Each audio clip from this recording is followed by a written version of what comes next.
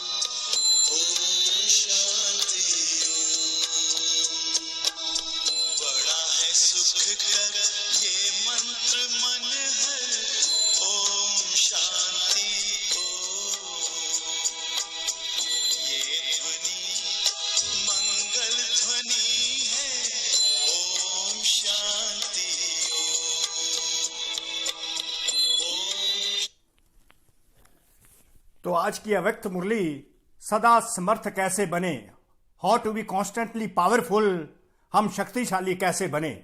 तो परम पिता परमात्मा भगवान शिव के जो महावाक्य हैं उनको साथ साथ मनन चिंतन भी किया हुआ है, इसलिए आपको बहुत ही जल्दी इसको समझ आने की आएगी और आप सुनते जाइए और परमात्मा शिव के साथ अपना योग बनाकर रखिए। आत्मिक स्थिति में सुनना है। आज समर्थ बाप अपने चारों ओर के मास्टर समर्थ बच्चों को देख रहे हैं, जो इस सृष्टि में चारों ओर के मास्टर समर्थ बच्चे हैं। उनको परमपिता परमात्मा जो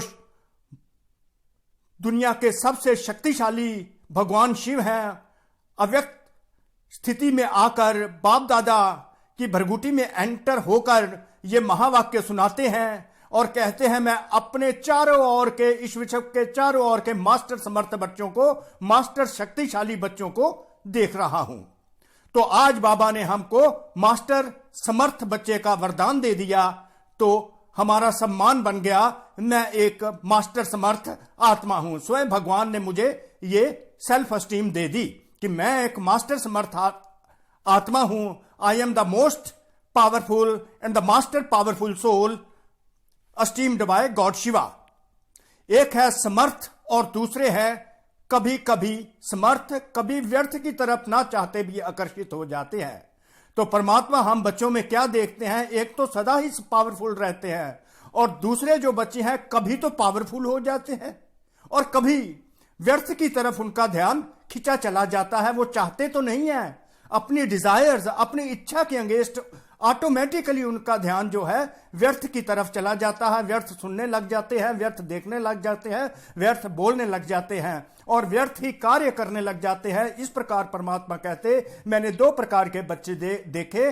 एक तो सदा ही शक्तिशाली रहते हैं, सदा शक्तिशाली जिनका भगवान शिव की तरफ ध्यान रहता है और भगवान शिव के महावाक्यों को ही मनन चिंतन करते रहते हैं और भगवान शिव के साथ उनका योग लगा रहता है। जिनका योग टूटता है वो तो कभी समर्थ हो जाते हैं और कभी व्यर्थ की तरफ आकर्षित हो जाते हैं। तो ये हो गया कि दो प्रकार के बच्चे, सदा पावरफुल और कभी कभी पावरफुल, कभी कभी व्यर्थ की तरफ अट्रैक्ट हो जाते हैं। क्योंकि जहां समर्थ स्थिति है वहां व्यर्थ हो ही नहीं सकता। अंडरलाइन। जहां पर पावरफुल स्थिति होगी, योग युक्त जो बच्चे होंगे, युक्ति युक्त जो बच्चे होंगे, उनका ध्यान व्यर्थ की तरफ जा ही नहीं सकता। जहां समर्थ होता है वहां व्यर्थ हो ही नहीं सकता।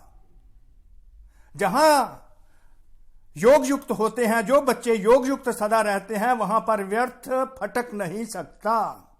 संकल्प भी व्यर्थ वहां उनका उत्पन्न नहीं हो सकता। जो समर्थ आत्माएं होती हैं, those who are connected with God Shiva, योग युक्त होती हैं, युक्ति युक्त होती हैं, उन आत्माओं को एक सोच भी जो है व्यर्थ की पैदा नहीं हो सकती। व्यर्थ वहां आता है जहां पर समर्थ नहीं होता, मतलब समर्थ बाप परम पिता परमात्मा भगवान शिव के साथ योग युक्त नहीं होते।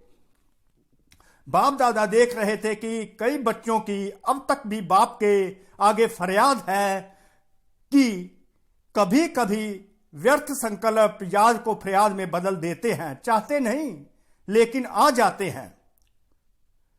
बाप दादा ये देख रहे थे कि उनके पास ऐसे ऐसे फरियाद पहुंचती है, बच्चों की कंप्लेंट्स पहुंचती हैं। शिकायत, फरियाद मीन्स शिकायत बच्चे करते हैं कि कभी कभी व्यर्थ संकल्प याद को फरियाद में बदल देती है। व्यर्थ संकल्प ऐसे आते हैं कि बाबा के सामने फरियाद करने लगते हैं, शिकायत करने लगते हैं कि हमें व्यर्थ संकल्प आते हैं। हम चाहते तो नहीं फिर भी व्यर्थ संकल्प आ जाते हैं। बच्चे बाबा को फरियाद करते हैं, शिकायत करते हैं।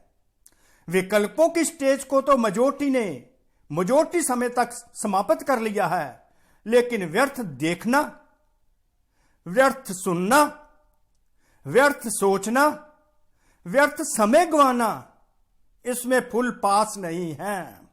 बाबा कहते विकल्पों की स्टेज, जो विकल्प आते हैं, विशियस थॉट्स आते हैं, जो बुरे विचार आते हैं, उनकी स्टेज को विकारों वाले संस्कार जो आते हैं, मेजॉरिटी बच्चों ने उनमें तो सफलता प्राप्त कर ली है, लेकिन व्यर्थ देखना, व्यर्थ सुनना और सोचना, व्यर्थ समय गंवाना, इसमें फुल पास नहीं है। इसमें फुल पास नहीं है। व्यर्थ की तरफ ध्यान जाता है, देखते हैं, बोलते हैं, अपना समय उसमें गवाते हैं, व्यर्थ सोचते हैं, इसमें पास नहीं है। विशियस विकल्पों में तो मेजॉरिटी ने पास कर लिया, पर व्यर्थ में अभी पास नहीं हुए, फुल्ली पास नहीं हुए। उस पर व्यर्थ विचारों, व्यर्थ सोच, व्यर्थ समय गंवाने में, व्यर्थ देखने में फुल्ली पास नहीं हुए। क्योंकि अमृत वेले से सारे दिन की दिनचर्या में अपने मन और बुद्धि को समर्थ स्थिति में स्थित करने का प्रोग्राम सेट नहीं करते। अंडरलाइन। बाबा ने यहां पर युक्ति बतला दी है कि ये व्यर्थ की तरफ ध्यान क्यों जाता है, व्यर्थ बच्चों को अपनी तरफ क्यों अट्रैक्ट करता है। वो इसलिए अट्रैक्ट करता है कि जब बच्चे अमृत वेले के समय उठते हैं, परमात्मा के साथ योग युक्त और युक्ति युक्त होते हैं, पर उस समय अपने मन और बुद्धि को समर्थ स्थिति में स्थित करने का एक टाइम टेबल प्रोग्रामिंग सेट नहीं करते। अगर बच्चे सुबह सुबह उठकर, अमृत वेले उठकर अपना प्रोग्राम सारे दिन का सेट कर लें, सारे दिन की एक्टिविटीज को सेट कर लें, तो उसमें मन बुद्धि जो है समर्थ की तरफ टिका रहेगा, तो व्यर्थ की तरफ अट्रैक्ट नहीं होगा। तो यहां ये नोट करना है, डायरी नोट पकड़कर वहां पर अपना मन और बुद्धि का सारा प्रोग्राम सेट कर लेना है। कब कब मैंने बाबा के साथ योग युक्त होना है, कब बाबा की मुरली पढ़नी है, कब मनन चिंतन करना है, कब उस मनन चिंतन को एक दूसरे अपने बी के भाइयों के साथ शेयर करना है। तो अगर हम इस समर्थ स्थिति में सारा दिन टिके रहेंगे और प्रोग्राम बनाया होगा मन और बुद्धि का अमृत वेले, तो व्यर्थ आ ही नहीं सकता। हम समर्थ के साथ जुड़े रहेंगे। जहां समर्थ होगा, मोस्ट पावरफुल परमात्मा होगा, तो व्यर्थ की तरफ हमारा अट्रैक्शन हो ही नहीं सकता। ना सोचेंगे, ना बोलेंगे, ना देखेंगे, ना करेंगे, और हमारा समय भी व्यर्थ नहीं जाएगा। और हम बाबा को फरियाद भी नहीं करेंगे कि हमारा मन बुद्धि जो है व्यर्थ की तरफ अट्रैक्ट हो जाता है, क्योंकि बाबा ने दिनचर्या सेट करने के लिए, प्रोग्राम बनाने के लिए बाबा ने हमको युक्ति बता दी। ऐसे अपनी मनसा समर्थ स्थिति का प्रोग्राम सेट करेंगे तो स्वतः ही कभी अपसेट नहीं होंगे। बाबा ने कहा अगर अपने थॉट्स को समर्थ स्थिति में रखेंगे, मन से, मनसा जहां से हमारे विचार पैदा होते हैं, थॉट्स पैदा होते हैं, अगर हम अपने थॉट्स की समर्थ स्थिति का प्रोग्राम सारे दिन के लिए बना लेंगे, मन और बुद्धि के लिए प्रोग्राम सेट कर लेंगे, तो कभी अपसेट नहीं होंगे, बाबा को अपनी शिकायत नहीं करेंगे, अपसेट नहीं होंगे, बाबा को अपनी फरियाद नहीं करेंगे, हमें यह व्यर्थ सताता है। तो व्यर्थ को जो सताता है उसको भगाने के लिए बाबा ने प्रोग्राम सेटिंग सारे दिन की बाबा बच्चों को सजेस्ट कर दी एट द अमृत वेला। जितना अपने मन को समर्थ संकल्पों में बिजी रखेंगे तो मन को अपसेट होने का समय ही नहीं मिलेगा। जितना अपने मन और बुद्धि को हम समर्थ संकल्पों में बिजी रखेंगे तो अपसेट होने का कोई भी हम अपसेट नहीं हो सकते। आजकल की दुनिया में बड़ी पोजीशन वाले, जिन्हों को आईपी या वीआईपी कहते हैं, आजकल हम देखते हैं जो वीआईपी लोग होते हैं, बड़े बड़े ऑफिसर्स होते हैं, मिनिस्टर्स होते हैं, बड़ी पोजीशंस वाले होते हैं, उनको हम वीआईपीज कहते हैं इस स्थूल लौकिक दुनिया में। तो वो क्या करते हैं, वह सदा अपने कार्य की दिनचर्या को समय प्रमाण सेट करते हैं। सारे दिन की एक्टिविटीज को वो एक डायरी बनाकर रखते हैं, तो डेली अपनी डायरी नोट करते हैं। तो सारे दिन की दिनचर्या का प्रोग्राम वीआईपी लौकिक दुनिया में रखते हैं, हम देखते ही हैं। तो आप कौन हो? अब देखो, यहां पर बाबा बहुत नशा दिलाएगा हम बच्चों को। तो आप कौन हो? वो तो लौकिक दुनिया के वीआईपी हैं, वीवीआईपी हैं, आईपी हैं। तो आप कौन हो? अब सुनिए, वह भले ही वीआईपी हैं, लेकिन सारे विश्व में ईश्वरीय संतान के नाते, ब्राह्मण जीवन के नाते आप कितने भी वीआई आगे लगा दो तो भी कम है। नोट कीजिए, आप कौन हो? वह भले ही वीआईपी हैं, चाहे लौकिक दुनिया में वीआईपी हैं, लेकिन सारे विश्व में ईश्वरीय संतान के नाते, ब्राह्मण जीवन के नाते आप कितने भी वीआई आगे लगा दो तो भी कम है। इतना बाबा ने हमारे सम्मान को बढ़ा दिया कि आप जितने भी वी अपने नाम से पहले जितने भी वी लगा दो वो भी कम हैं। क्योंकि वो क्यों कम है? आप ईश्वरीय संतान हो, आप ब्राह्मण जीवन में हो, आपका कनेक्शन इस समय भगवान शिव के साथ लगा है, जो सारी सृष्टि का मालिक है। तो उसने आपको V V V V V V I P का स्टेटस दे दिया, इतना रिस्पेक्ट दे दिया। तो अपने को इस रिस्पेक्ट में सारा दिन हमेशा रखना है कि बाबा ने मुझे वरदान दिया है कि मेरे जैसा वीवीआईपी इस दुनिया में कोई नहीं हो सकता, क्योंकि मैं ईश्वरीय संतान हूं, मैं ब्रह्मा कुमार, ब्रह्मा कुमारी हूं, और मेरे जीवन के आधार पर ही विश्व का परिवर्तन होता है। क्योंकि इतना टाइटल बाबा ने क्यों दिया? क्योंकि आपके आधार पर जीवन या विश्व का परिवर्तन होता है, आपके आधार पर विश्व परिवर्तन होता है। कितना देखिए, बाबा ने कहा कि आपके whole of the transformation of this world takes place on your basis. क्योंकि आपके आधार पर विश्व परिवर्तन होता है, आप विश्व के नव निर्माण के आधार मूर्त हो, आप विश्व के नव निर्माण के आधार मूर्त हो। You are the images of support for the renewal of the world. The renewal of the world takes place on your basis, and the transformation of the world takes place on your basis, and you are the son and daughter of God Shiva. That's why you are very, very important persons. और इस drama, बेहद drama के अंदर hero actor हो और हीरे तुल्य जीवन वाले हो, तो कितने सम्मान आपको बाबा बढ़ाते जा रहे हैं, तो कितना वीआईपी आप अपने को अनुभव करते हैं, तो कितने बड़े हुए, तो कितने बड़े हुए। So how great are you, so how great are you. देखिए कितने great, you are the greatest in the world along with God Shiva, because he has given you the title of the title that you are the VVIPs। क्योंकि दुनिया का परिवर्तन भी आपके आधार पर होता है, दुनिया का नव निर्माण भी आपके आधार पर होता है। आप हीरो एक्टर हो और हीरे तुल्य जीवन भी तुम्हारा है, इतने महान आत्माएं हो।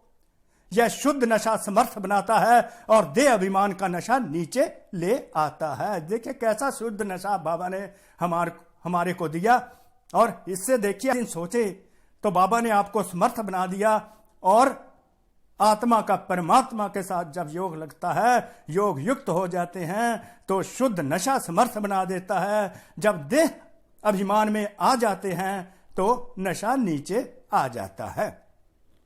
आपका रूहानी आत्मिक नशा है। आपको जो खुशी, दुनिया वालों को तो खुशी जो मिलती है वो देह अभिमान की है, क्षण भंगुर की है। आपका आत्मिक रूहानी नशा है, इसलिए नीचे नहीं ले आता, सदा ऊंची उड़ती कला की ओर ले जाता है। रूहानी नशा आपको उड़ती कला की ओर ले जाता है। देखिए आप VVIP हो और आपके आधार पर सारी दुनिया का परिवर्तन होता है, नव निर्माण होता है।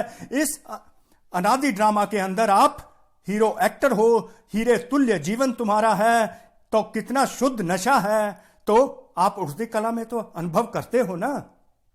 आपका आत्मी रूहानी नशा है, इसलिए नीचे नहीं लेकर आता, सदा उड़ती कला की ओर ले जाता है। उड़ना शुरू कर दो।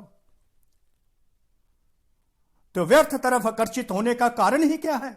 अपने मन बुद्धि की दिनचर्या सेट नहीं करते हो। मन को बिजी रखने की कला संपूर्ण रीति से सदा यूज नहीं करते। तो सबसे पहली युक्ति बाबा ने बता दी, व्यर्थ को समर्थ में कन्वर्ट करने के लिए मन बुद्धि को बिजी रखने का पूरा टाइम टेबल बना दो। सुबह उठते ही डायरी पकड़कर मन बुद्धि को बिजी रखने के लिए अपना टाइम टेबल बना दो, तो रूहानी नशे में रहेंगे। आत्मिक रूहानी नशा रहेगा, शुद्ध नशा रहेगा। जब शुद्ध नशा रहेगा तो अशुद्ध व्यर्थ आ ही नहीं सकता। पहली युक्ति, मन और बुद्धि को प्रोग्राम देना है, मन और बुद्धि को बिजी रखना है। जब मन और बुद्धि समर्थ में बिजी हो जाएगी तो व्यर्थ आपके पास फटक ही नहीं सकता। Question does not arise that the waste will crop up in your mind and intellect. दूसरी बात, बाप दादा ने अमृत वेले से लेकर रात के सोने तक मनसा, वाचा, कर्मणा और संबंध संपर्क में कैसे चलना है, वह रहना है, सबके लिए श्रीमत अर्थात आज्ञा दी हुई है। अब देखिए बाबा कहते हैं कि मैंने सुबह से लेकर अमृत वेले जब मेरे बच्चे उठते हैं, रात के सोने तक मनसा, वाचा, कर्मणा, थॉट, वर्ड्स, एक्शंस और कैसे अपने रिलेशंस, कॉन्टेक्ट्स में रहना है, चलना है, सबके लिए बाबा ने इंस्ट्रक्शंस दी हुई हैं, श्रीमत डायरेक्शंस दी हुई हैं। मनसा में स्मृति में क्या रखना है, या हर कर्म में अपनी मनसा स्थिति का डायरेक्शन आज्ञा मिली हुई है। बाबा ने हर प्रकार की आज्ञा अपने बच्चों को दी हुई है कि उन आज्ञाओं के आधार पर अपना जीवन को बिताना है। कैसे मैंने अपने सोच रखनी है, कैसे बोल रखने हैं, कैसे कर्म करने हैं। जब भी मैं अपने संबंध संपर्क में आऊं, किसी के भी कांटेक्ट में आऊं, अपने रिलेशंस के कांटेक्ट में आऊं, तो मुझे कैसे रहना है। आर्ट ऑफ लिविंग जहां पर आ जाती है कि मेरे बोल, मेरे सोच, मेरे बोल, मेरे कर्म और किसी के संबंध संपर्क में मैंने कैसे आना है, यही मेरा जीवन है। इस जीवन को कैसे चलाना है, उस जीवन का आधार है मनसा, वाचा, कर्मणा, संबंध संपर्क में आना। उसके लिए बाबा ने हमको श्रीमत दी है। मनसा मेरी सोच कैसी होनी चाहिए, मेरी याद कैसी होनी चाहिए, हर बाबा ने हमको इंस्ट्रक्शंस दी हुई हैं, श्रीमत दी हुई, डायरेक्शंस दी हैं। उसके आधार पर हमें चलना कैसे है। अब हमारी मनसा वैसे कैसी होनी चाहिए, विचार सागर मंथन। वाचा कैसा होना चाहिए, कर्मणा कैसी होनी चाहिए, संबंध संपर्क में हमें बच्चों को कैसे अन्य आत्माओं के साथ आना चाहिए। मनसा जो होती है वो निराकारी होनी चाहिए। आत्मिक स्थिति में होगी तो हमारी सोच जो होगी समर्थ होगी। अगर हम आत्मिक स्थिति में, निराकारी स्थिति में होते हैं, मनसा होती है, तो वाचा जो होनी चाहिए वो निरहंकारी होनी चाहिए। हमारे बोल में हमारे निरहंकारिता होनी चाहिए, ईगो दिखाई नहीं देनी चाहिए, निर्माणता होनी चाहिए, मधुरता, मिठास होनी चाहिए, शीतलता होनी चाहिए। और कर्म कैसे हों, दूसरों को इंस्पायर करने वाले हों। और ये मनसा निराकारी, वाचा निरहंकारी, और कर्मणा कैसी होनी चाहिए, निर्विकारी। काम ऐसे हो जिसमें कोई भी विकार हो ना हो। ये तभी पॉसिबल, मनसा वाचा कर्मणा जो है वो शुद्ध प्योर तभी होगी, उसमें प्योरिटी तभी होगी जब हम आत्मिक स्थिति में होंगे। तो उस समय हमारी सोच भी श्रेष्ठ होगी, बोल भी मीठे होंगे, श्रेष्ठ होंगे, शीतल होंगे। जो काम भी हम करेंगे, कर्मणा भी करेंगे, वो दूसरों को खुशी प्राप्त करने वाली होगी, खुशी देने वाली होगी, और इंस्पिरेशनल वर्किंग हमारे से होगी। और संबंध संपर्क में बाबा ने बहुत अच्छी श्रीमत दी है। जब भी हम किसी के संबंध संपर्क में आए तो हम अपने आप को आत्मा देखें, दूसरे को भी आत्मा देखें, जिससे हम उसके देह को देख नहीं सकेंगे तो देह अभिमान नहीं होगा, तो किसी प्रकार का विकार, अहंकार वगैरह नहीं आएगा। तो संबंध संपर्क में भी आने के लिए हम अपने को आत्मा समझे, दूसरे को भी आत्मा समझे, तो हमारे संकल्प, बोल, कर्म जो निराकारी, निर्विकारी, निरहंकारी हो जाएंगे, तो हमारे से श्रेष्ठ कर्म होते जाएंगे। परमात्मा की हमको दुआएं मिलेंगी, अन्य आत्माओं से भी हमें दुआएं मिलेगी। तो इस श्रीमत के अनुसार बाबा ने कहा मनसा वाचा कर्मणा संबंध संपर्क में कैसे आना। मैंने तुमको इंस्ट्रक्शंस दी हुई हैं, डायरेक्शंस दी हुई हैं। निराकारी, निर्विकारी, निरहंकारी, मनसा वाचा कर्मणा संबंध संपर्क में आत्मिक स्थिति में आना है। और स्मृति में भी यही रखना है कि मैं एक आत्मा हूं और इसी के आधार पर मेरे सोच, बोल, कर्म और संबंध संपर्क में आना है। ये आज्ञाएं बाबा ने दी हैं, अब इन्हीं आज्ञाओं को मानना है। अगर इन आज्ञाओं को नहीं मानते, अवज्ञा हो जाती है, तो फिर क्या होता है देख लो, फिर आप फरियाद करते हो बाबा के से। और आप सब आज्ञाकारी बच्चे हो ना, वह बन रहे हो। बाबा क्वेश्चन पूछते हैं, आज्ञाकारी अर्थात बाप के संबंध से, बाप के फुट स्टेप पर चलने वाले, अर्थात कदम के ऊपर कदम रखने वाले। बाबा ने कहा सब मेरे बच्चे, मैं जो जो आज्ञाएं देता हूं उन आज्ञाओं पर चलने वाले हो ना, फुट स्टेप्स पर चलने वाले हो ना, जो जो मैं बता रहा हूं उन कदमों पर चलने वाले हो। बस उन कदमों पर चलना बाबा कहते सहज है ना कि मुश्किल है। कहां कदम रखें, ठीक है व नहीं, क्योंकि हमको ये नहीं पता चलता ठीक है। वो कहता बस सिंपली जो जो मैंने कहा, जो जो मैंने आज्ञाएं दी हैं, डायरेक्शंस दी हैं, इंस्ट्रक्शंस दी हैं, उन पर चलते रहो और कुछ ना सोचो ठीक है कि नहीं। यह सोचने की जरूरत नहीं है, सहज। लेकिन सारे दिन में चलते चलते कोई ना कोई आज्ञाओं का उल्लंघन हो जाता है, डिसओबीडियंस हो जाती है। कोई ना कोई चलते चलते कोई ना कोई आज्ञाओं का उल्लंघन हो जाता है, जिससे अवज्ञा में कन्वर्ट हो जाता है। छोटी, फिर हम फरियाद करते हैं, बातें छोटी छोटी होती हैं, लेकिन अवज्ञा होने से थोड़ा थोड़ा बोझ इकट्ठा हो जाता है, हल्के नहीं रहते। आज्ञाकारी नहीं बने, अवज्ञाकारी बन जाते हैं तो बोझ पड़ जाता है, तो हम उठते नहीं, हमें खुशी नहीं प्राप्त होती, भारे हो जाते हैं। आज्ञाकारी को सर्व संबंधों से परमात्म दुआएं मिलती हैं। अंडरलाइन,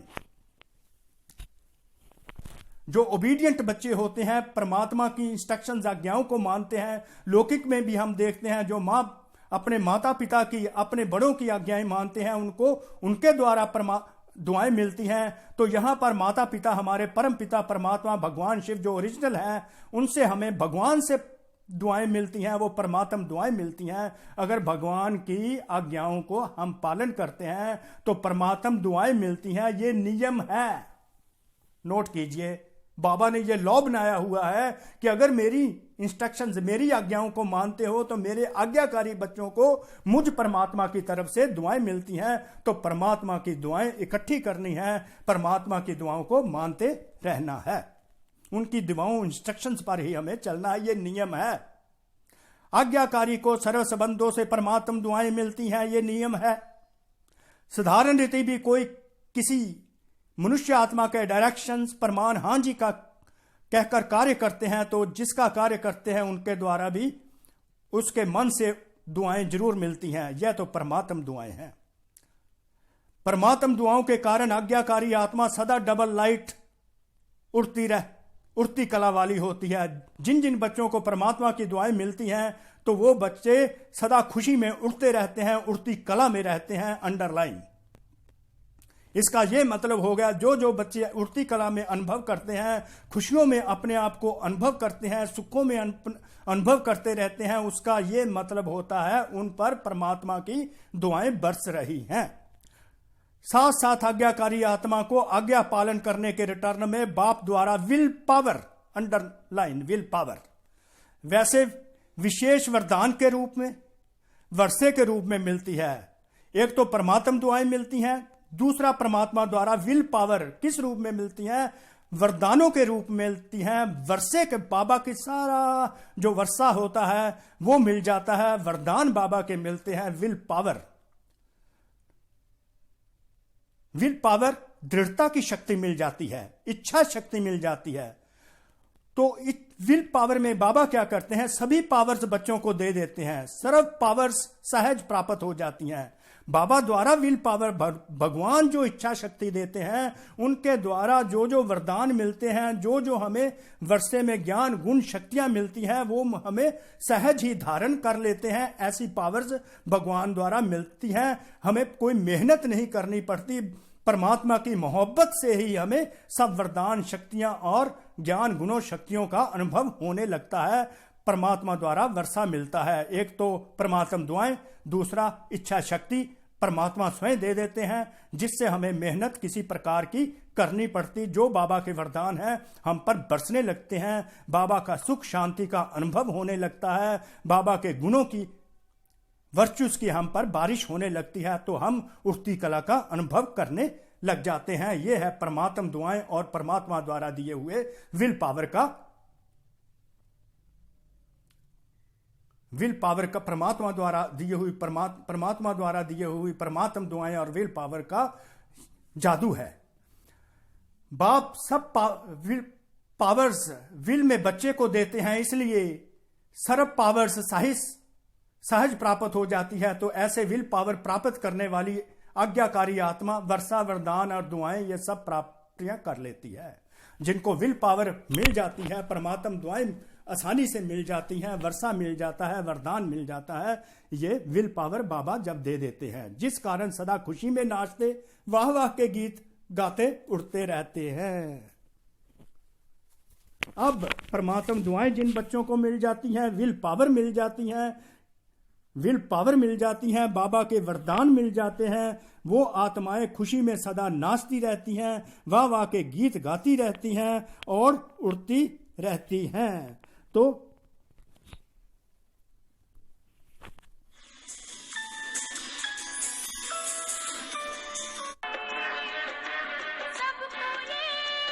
साथ साथ आज्ञाकारी आत्मा को आज्ञा पाल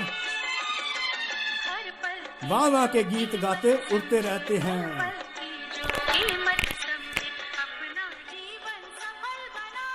क्योंकि उनका हर कर्म उनको प्रत्यक्ष फल प्राप्त करता है। देखिए गीत में भी है, सदा उड़ते जाएं,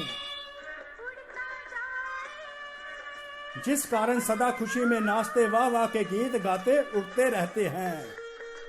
गाते और उड़ते क्यों रहते हैं? परमात्मा दुआएं मिलती हैं, विल पावर मिल जाती है, जो भी कर्म करते हैं उनका प्रत्यक्ष फल बिना मेहनत के स्वतः ही प्राप्त होता है, प्रत्यक्ष फल मिलता है।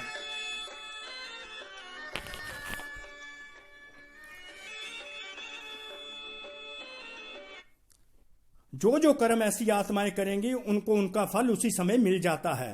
तो सदा समर्थ रहने का दूसरा आधार है सदा और स्वतः आज्ञाकारी बनना। पहले समर्थ बनने का बाबा ने युक्ति बता दी थी, मन को प्रोग्रामिंग देनी है, मन और बुद्धि को बिजी रखने के लिए टाइम टेबल बनाना है। दूसरा युक्ति बाबा ने बता दी कि सदा आज्ञाकारी रहना है तो समर्थ आत्मा बन जाएंगे।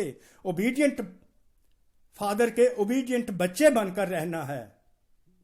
टाइम टेबल मन बुद्धि को बनाकर दे देना है और जो जो बाबा की श्रीमत है, आज्ञा है, उनका पालन करना है, आज्ञाकारी बनना है तो समर्थ आत्मा बनकर उठते रहेंगे, खुशियों में नाचते रहेंगे और बाप के समीप स्थिति को प्राप्त करते रहेंगे।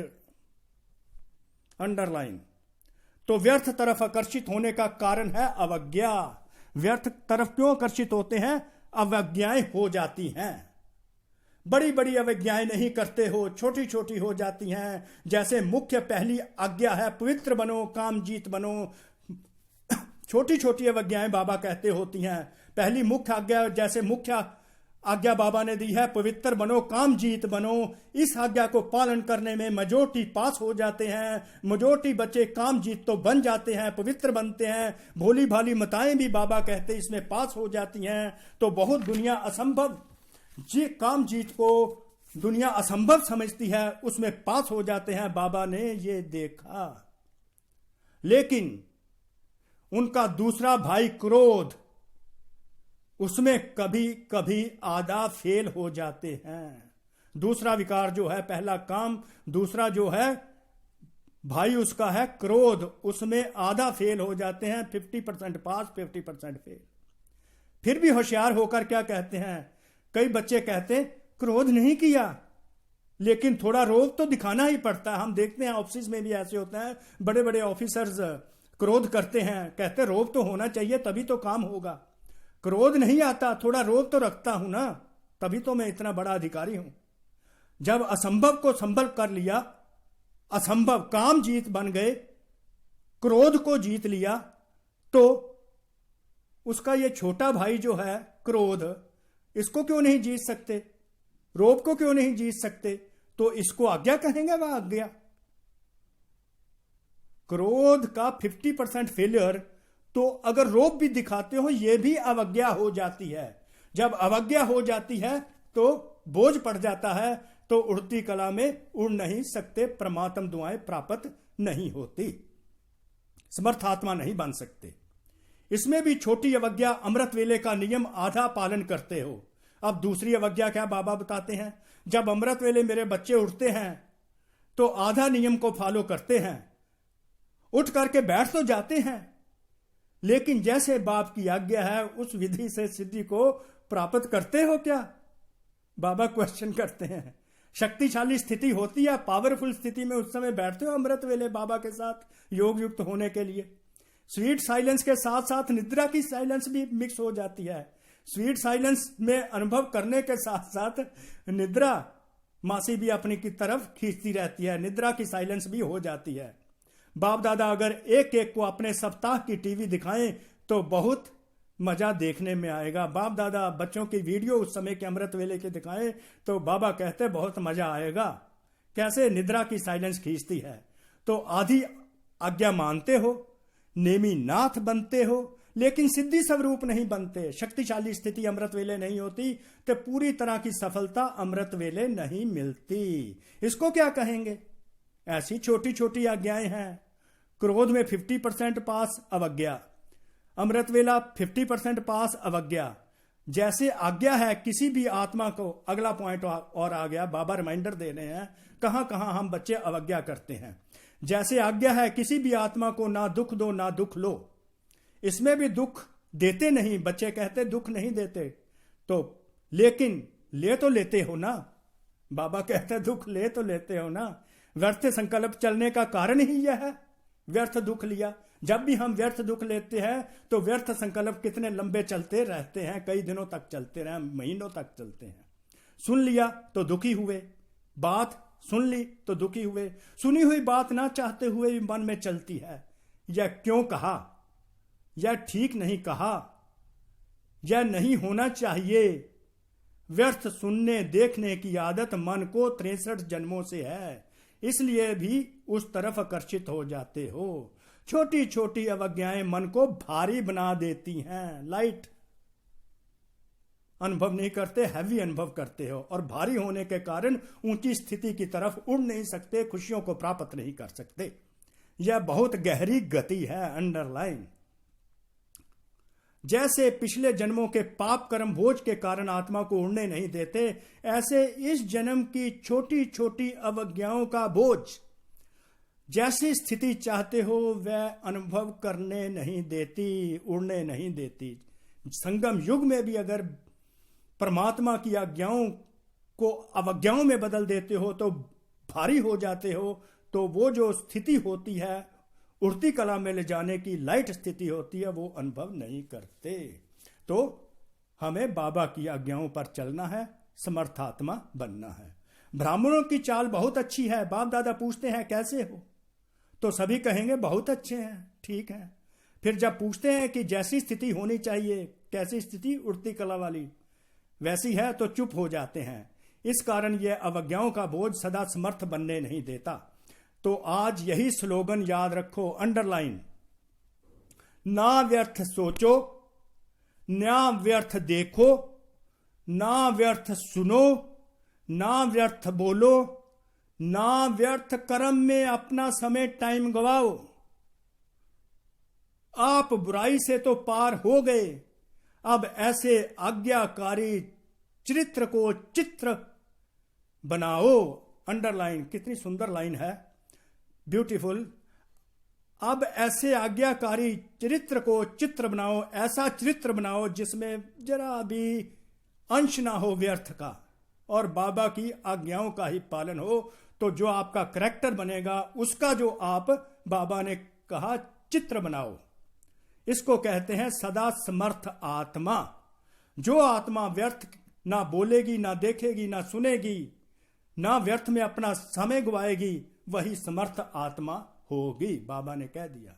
तो सदा समर्थ रहेंगे अगर व्यर्थ को अपने नजदीक नहीं आने देंगे, मन बुद्धि को व्यर्थ से परे रखेंगे, और बाबा की आज्ञाओं के अनुसार चलते चलते परमात्म दुआएं लेंगे और विल पावर लेकर उड़ते रहेंगे, खुशियों में नाचते रहेंगे, वाह वाह के गीत गाते रहेंगे।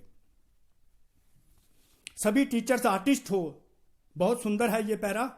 सभी टीचर्स आर्टिस्ट हो, चित्र बनाना आता है, अपना श्रेष्ठ चरित्र का चित्र बनाना आता है ना, तो बड़े से बड़े चित्रकार वही हैं जो हर कदम में चरित्र का चित्र बनाते रहते हैं। बाबा ने चित्रकार उनको कहा, टीचर्स को कहा, बताया कि सबसे बड़ा चित्रकार वही होगा जो हर कदम में, हर कर्म में अपने करैक्टर की तरफ, अपना चरित्र की तरफ ध्यान देकर उसका चित्र बनाता रहेगा। क्योंकि इसी चरित्र का चित्र बनाने के कारण ही आप जड़ चित्र आपके आधा कल्प चलते हैं। आधा कल्प जो मूर्तियां बनती हैं, इस समय जो हमारा करैक्टर बनता है, उसका फोटो बनता है, उस फोटो के आधार पर ही हमारी आधा कल्प मूर्तियां मंदिरों में सजती हैं।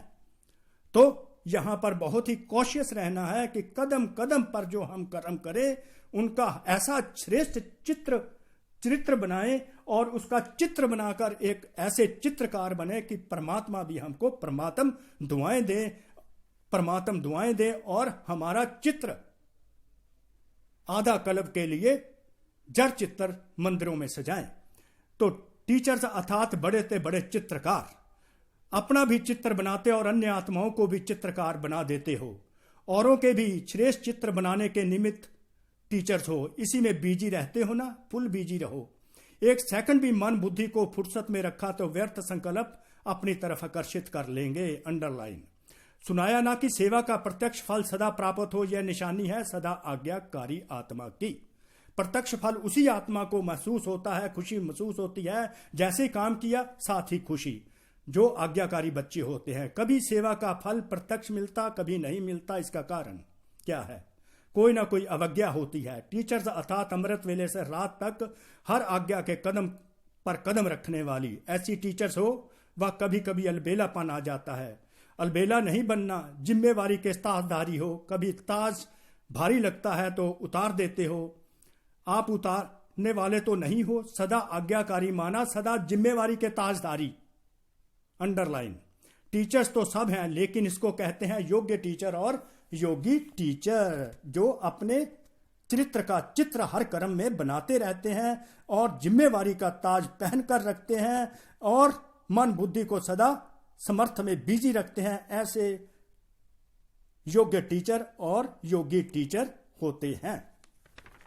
आगे बाबा ने बताया टीचर्स कभी कंप्लेंट नहीं करते, औरों को भी कंप्लीट करने वाली हो, कंप्लेंट करने वाले नहीं, कंप्लेन करने वाले नहीं, क्योंकि कंप्लेंट जो करते हैं वो कंप्लीट नहीं होते। कभी ऐसे पत्र तो नहीं लिखती हो ना, क्या करें, हो गया, होना तो नहीं चाहिए, वह तो समाप्त हो गया ना। सुनाया था पत्र लिखो जरूर, मधुबन में पत्र जरूर भेजो, परंतु मैं सदा ओके हूं, बस यह 2 लाइन लिखो। पढ़ने वालों को भी टाइम नहीं, फिर कंप्लेन करते कि पत्र का उत्तर नहीं आया। वास्तव में आप सबके पत्रों का उत्तर बाप दादा रोज की मुरली में देता है। आप लिखेंगे ओके और बाप दादा ओके के रिटर्न में कहते हैं याद और नमस्ते। तो यह रिस्पॉन्ड हुआ ना, समय को भी बचाना है ना। सेवा समाचार भी शॉर्ट में लिखो, तो समय को भी इकोनॉमी, कागज की भी इकोनॉमी, पोस्ट की भी इकोनॉमी हो। इकोनॉमी क्या हो सकती है? पत्र 3 पेज में भी लिखा जा सकता है। कोई को विस्तार में लिखने का डायरेक्शन अगर मिलता है तो भल लिखो, लेकिन 2 लाइन में अपनी गलती की क्षमा ले सकते हो। छिपाओ नहीं, लेकिन शॉर्ट में लिखो। कितने पत्र लिखते हैं जिनका कोई सार नहीं। बाप को कहो मेरा यह काम कर ले, मेरे को ठीक कर दे, मेरा धंधा ठीक कर दे, मेरी पत्नी को ठीक कर दे। ऐसे पत्र 1 बार नहीं 10 बार भेजते हैं। तो अब इकोनॉमी के अवतार बनो और इकोनॉमी के अवतार बनाओ। अच्छा, सभी को यह मेला अच्छा लगता है ना? दुनिया वाले कहते 2 दिन का मेला और आपका है 4 दिन का मेला। सभी को पसंद है ना ये मेला, भगवान शिव के साथ मिलने का। अब बाबा याद प्यार देते हैं। क्या याद प्यार देते हैं? चारों ओर के सदा समर्थ आत्माओं को, सदा हर कदम में आज्ञाकारी रहने वाले आज्ञाकारी आत्माओं को, सदा व्यर्थ को समर्थ में परिवर्तन करने वाले विश्व परिवर्तक आत्माओं को, सदा अपने चरित्र के चित्रकार बच्चों को समर्थ बाप दादा का याद प्यार और नमस्ते। इसको कबूल कर लीजिए, स्वीकार कीजिए। बाबा ने आपको याद प्यार दिया। Through out the day feeling कीजिए। अब आगे ग्रुप के साथ बाबा ने कहा बेहद के अर्थात बेहद के मालिक के बालक हैं, ऐसे समझते हो? बाबा शिव के हम मालिक के बालक हैं। बालक सो मालिक जो होता है, इसलिए बाप दादा बच्चों को मालेकुम सलाम करते हैं। बेहद बाप के बेहद वर्षे के मालिक सो बालक हो, तो बेहद के वर्षे की खुशी भी बेहद होगी ना। बाप बच्चों को अपने से भी आगे रखते हैं, विश्व के राज्य का अधिकारी बच्चों को बनाते हैं, खुद तो नहीं बनते। तो वर्तमान और भविष्य दोनों अधिकार मिल गए और दोनों ही हैं बेहद।